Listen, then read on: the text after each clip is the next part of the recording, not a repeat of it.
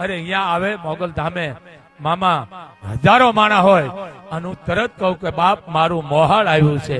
આ પહેરવેશની હું તો લાઈવ બોલું છું. રોમા માણેક આવી હતી, બધાને ખબર છે. રોમા માણેક આવી કહેવા દો ને, ભલે બિચારી સાંભળતી હોય. આવી મને કે બાપુ, મેં બોલ બેટા, મને કે બાપુ મને આયરાણી બનાવો.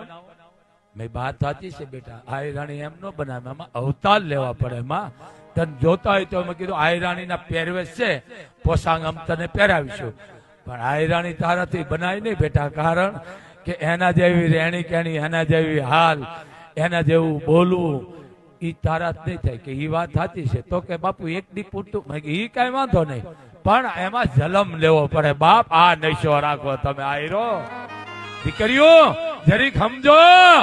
પણ બને એટલું દીકરીઓ તમે ભલે લખો છો, હું બહુ રાજી થાવ છું. યદુનંદન લખો છો, મુરલીધર લખો છો, હું અભણ છું, કોક કે નું કહું છું. પછી રાધા કૃષ્ણ બહુ રાજી થાવ છું.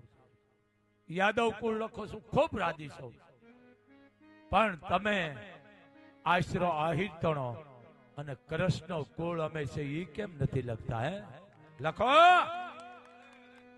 હે ઈ કેમ નથી લખતા બાપ કે અમે કૃષ્ણ કુળ છે? લખો, લખો.